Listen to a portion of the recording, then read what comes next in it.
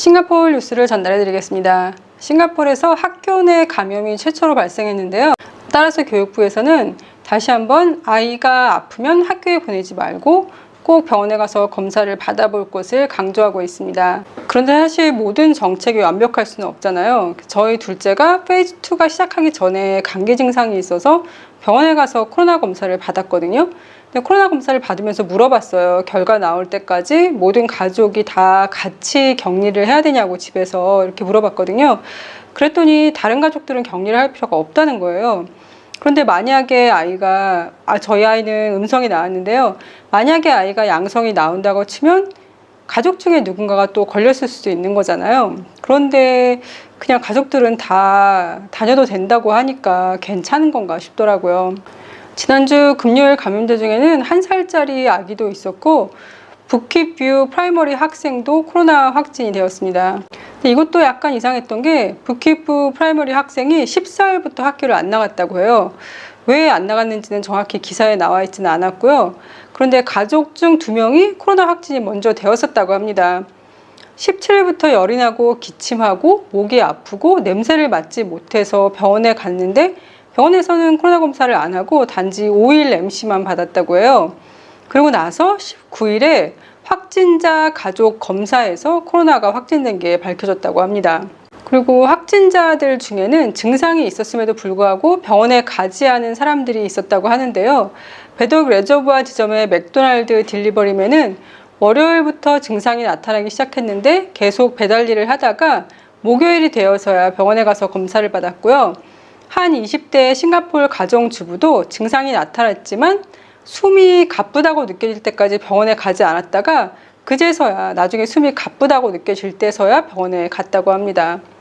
NUX 대학생도 증상이 있었지만 검사를 받지 않았었는데요. 웨스트게이트 몰을 방문한 사람이라서 무조건 검사 받아야 되는 대상자 명단에 올랐던 거예요. 그래서 그 검사 때문에 본인이 확진된 걸 알게 되었다고 합니다. 배독 레저부아 맥도날드와 파시리스 엘리아스 커뮤니티 센터는 거기에서 근무하는 사람들이 확진자가 나와서 문을 며칠간 닫고요. 잼과 웨스트게이트 몰에서는 관련 감염자가 10명이 넘어서면서 5월 23일부터 2주간 문을 닫는다고 합니다. 토요일이었던 22일에는 22건의 지역 감염이 나왔는데요. 2명의 폴리 학생이 추가로 감염되었고요. NIE 학생, 초등학교 선생님, 푸천 프라이머리 학생도 확진이 되었습니다. 그리고 해외 가정부, 직장인, 가정주부 등도 확진이 되었습니다. 일요일이었던 23일에는 21건의 지역 감염과 1건의 해외 노동자 기숙사 감염이 나왔습니다. 월요일은 오늘은 총 24건의 지역 감염이 발생했습니다. 파시리스의 한 HDB 블럭 역시 확진자들이 나오면서 그 블럭에 사는 모든 사람들이 코로나 테스트를 하게 되었습니다. 호우강의 HDB 한 블럭도 확진자들이 나오면서 그 블럭에 사는 모든 사람들이 코로나 검사를 한다고 말씀드렸었잖아요. 근데 여기에서는 총 10건의 코로나 확진이 나왔는데 그중 1명은 아무런 증상이 없었는데 블록 전체 검사를 하게 되면서 확진이 된 걸 알게 되었다는 기사가 나왔었어요. 그리고 나서 그 다음 기사가 다시 또 추가로 1명이 더 검사에서 확진이 발견되면서 호강 HDB 한 블록에서 총 11명의 확진자가 나왔다고 합니다. 싱가포르는 현재 나이별로 백신을 맞고 있는데요. 나이가 많으시고 휠체어 타시는 분들은 메이드가 돌보는 경우가 많거든요. 그래서 한 사람이 나이별로 백신을 맞대 이렇게 어르신들을 돌보는 메이드 같은 경우에는 비단 메이드뿐만 아니라 어르신을 돌보는 모든 젊은 사람들을 같이 백신을 접종을 해줘야 되는 게 아니냐라는 의견을 냈어요. 제 생각에도 이게 맞는 것 같습니다. 지난 한 달 동안 약 30개 학교에서 40명 이상의 학생들이 코로나19에 감염되었음에도 불구하고 현재 유포되고 있는 바이러스의 변종이 어린아이들을 더 감염시킬 가능성이 높다라는 건 아니라고 합니다. 감염병 전문가는 어린이들이 더 많이 감염된 이유는 학원이나 스쿨버스 같은 여러 명이 모여있는 그런 환경에 있었기 때문에 감염이 많이 됐다고 얘기하는데요. 인도 변이 바이러스라는 게 꼭 아이들한테 더 감염을 많이 시키는 게 아니라 워낙 감염력이 높기 때문에 아이뿐만 아니라 어른들한테도 감염이 빨리 된다고 해요. 감염 아동들이 대부분 무증상이기 때문에 자각하지 않고 있다가 바이러스의 매개자와 전달자가 될 수 있어서 이게 좀 위험한 상황이라고 합니다. 싱가포르이 예방조치를 강화한 덕분에 지난주 코로나 환자가 급증하지 않았다고 보건부 장관이 밝혔습니다. 5월 16일부터 페이즈 2에 들어갔는데요. 새로운 코로나 바이러스 감염자 수가 그 이후로 하루에 20명에서 30명 정도에 맴돌고 있다고 합니다. 만약에 페이즈 2에 들어가지 않았으면 아마 이거보다 훨씬 많았을 것이다 라고 얘기하고 있습니다. 싱가포르에서 일하는 해외 가정부들은 일주일 중에 하루 쉬는 날이 있어요. 대부분 일요일인데, 그래서 이 사람들이 많이 모이는 데 나가면 일요일 날 굉장히 인산인해를 이루고 있거든요. 오차드의 럭키플라자나 아니면 시티홀 쪽에 있는 페닌슐라 빌딩 같은 데 가면은, 그리고 옆에 있는 성당 그 근처 길로 가면은 굉장히 많은 사람들이 나와서 친구들하고 좋은 시간을 보내고 있거든요. 그런데 싱가포르 정부에서 해외 가정부들에게 가급적 쉬는 날 나가지 말고 집에서 쉬라고 했습니다. 본인 메이드가 인도네시아에서 들어와서 2주간 격리 비용을 냈음에도 불구하고 한 2, 3일 격리하다가 집에 왔는데 어느 날 코로나 검사를 한 번 더 하고 코로나에 걸렸다면서 앰뷸런스 가서 데리고 갔다. 그리고 나중에 다시 보내줬다. 뭐 이런 글을 올렸다고 지난주 방송에서 말씀드렸잖아요. 그런데 여기에 대해서 싱가포르 정부가 너의 정보가 정확하지 않다는 글을 올렸었어요. 그러자 이 사람이 다시 따박따박 하나하나 다 따졌거든요. 그랬더니 결국은 싱가포르 정부가 미안하다고 사과하는 글을 올렸거든요.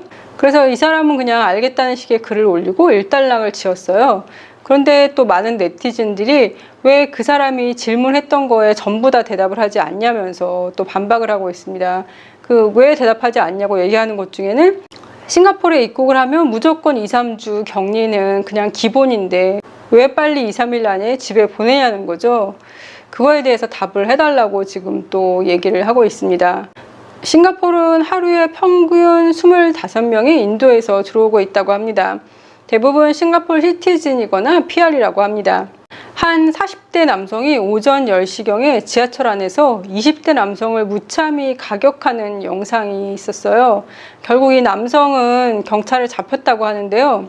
근데 시간도 오전 10시였고 지하철 안에 사람들도 있었거든요. 근데 이 영상을 봤더니 이 40대 남성이 20대 남성을 정말 무참하게 가격을 해요. 그런데 주변에 있는 사람들이 아무도 말리지 않습니다. 그리고 심지어 그냥 무서우니까 거기 자리를 벗어나는 게 영상에 찍혔었어요. 결국 가해자는 그냥 그 자리를 유유히 빠져나가고 나중에 경찰 추적에 의해서 잡혔다고 하거든요. 근데 그렇게 막 심하게 폭력을 하는 장면도 너무 무서웠고 벌건 대낮이었잖아요. 게다가 지하철 안에 사람들이 있는 데서 그런 일이 벌어졌다는 것도 무서웠고, 혹시 그 피해자가 나나 아니면 내 가족이나 이런 사람들이었는데 주변에서 아무도 그 장면을 말리지 않는다라고 상상하니까 너무 끔찍한 거예요. 하지만 또 막상 내가 그 상황에 닥치면 어떻게 해야 될지 모르겠더라고요. 왜냐하면 너무 무섭잖아요. 이럴 경우에는 지하철 내에 패신저 이머전시 커뮤니케이션 버튼을 누르면 역무원과 통화할 수 있다고 합니다. 아니면 999로 전화하면 경찰에 바로 신고할 수 있다고 합니다. 하리라야 하지라고 이슬람 명절이거든요. 저처럼 이슬람에 대해서 전혀 모르셨던 분들은 아마 놀라실 수도 있는데요. 코란이 이슬람 세계에서는 약간 성서 같은 거잖아요. 성경 같은 거요. 그런데 내용도 성서랑 비슷한 게 굉장히 많다고 합니다. 그러니까 하느님의 말씀을 무하마드가 전달한 게 바로 코란이라고 얘기를 하거든요. 그래서 코란에는 예수님도 나온다고 합니다. 단지 예수님이 하느님의 아들이 아니라 그 하느님의 말씀을 전달하는 어떤 예언자 같은 역할 중에 한 사람이라고 합니다. 그러니까 저도 직접 읽어본 건 아니라서 자세히는 모르겠어요. 성서에서 보면 하느님이 아브라함한테 너의 아들을 제물로 바쳐라라고 얘기를 하잖아요. 아브라함은 그 아들을 너무 사랑했지만 하느님이 그러라고 하니까 그대로 그냥 명령을 따르려고 하잖아요. 그러자 하느님이 아브라함의 믿음을 보고서 그러지 말라 그러고 양을 대신 제물로 바치게 하잖아요. 그 내용이 코란에 고스란히 있다고 합니다. 하느님에 대한 어떤 절대적인 믿음을 보여주었던 아브라함의 모습을 기리고 또한 가장 중요하다는 메카를 방문하는 하지가 끝나는 날이기도 합니다. 그래서 이날 전통이 하나 있는데 양이나 소 등을 제물로 바치는 거예요. 제물로 바친 후에는 기부한 사람들과 기부한 사람들의 친지들한테 나눠주고 또 그 다음에는 가난한 사람들한테 나눠주는 게 원래 전통이라고 해요. 예전에는 살아있는 양을 호주나 뉴질랜드에서 수입을 해서 어떤 의식을 치렀는데요.